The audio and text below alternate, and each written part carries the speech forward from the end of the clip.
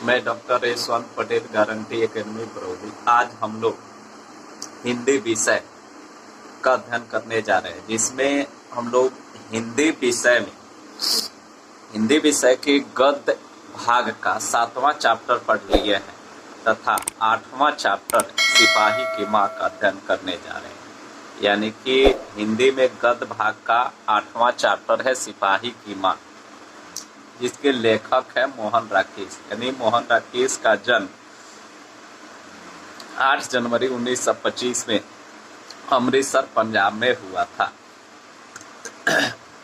इनके बचपन का नाम मदन मोहन गुलजानी था और इनकी प्रमुख कृतियां, आप जानते हैं कि कृतियां नहीं, इनके द्वारा लिखे गए प्रमुख पुस्तकें आषाढ़ का दिन जो 1970 में प्रकाशित थी, अंतराल जो 1972 में प्रकाशित थी, पैर तले जमी, अंडे के छिलके, ये सब इनके प्रमुख कृतियां है।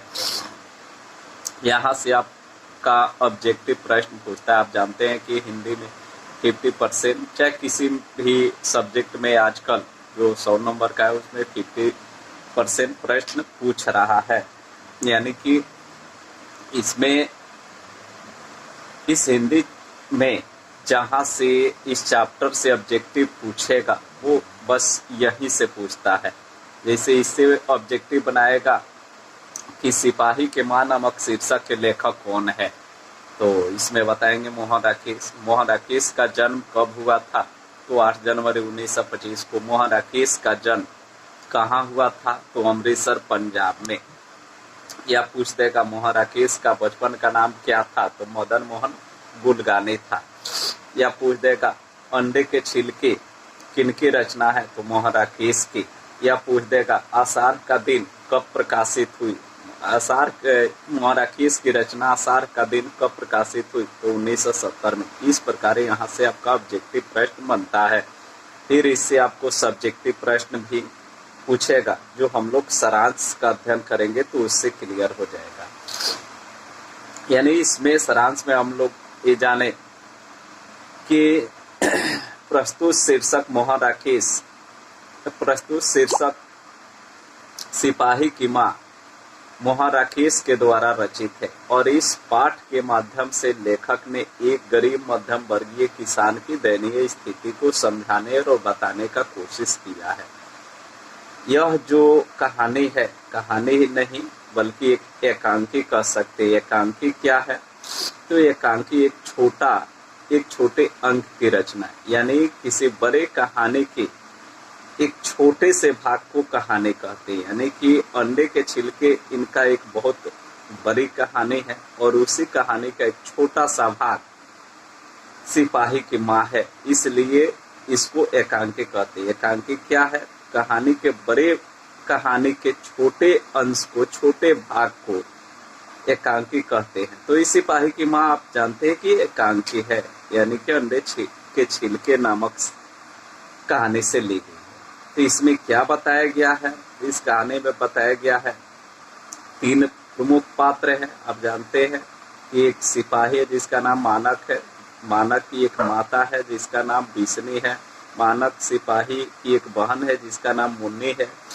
मानक जो है अंग्रेजों के तरफ से बर्मा में युद्ध भूमि में गया है। कब, द्वितीय विश्व युद्ध के क्रम में। यानी द्वितीय विश्व युद्ध जब चल रहा था उस समय मित्र राष्ट्रों के तरफ से अंग्रेज था और अंग्रेजों के तरफ से इंडिया था, क्योंकि अंग्रेजों का इंडिया पर कब्जा था, इसलिए इंडियन फौज को अंग्रेज अपने साथ ले गए थे।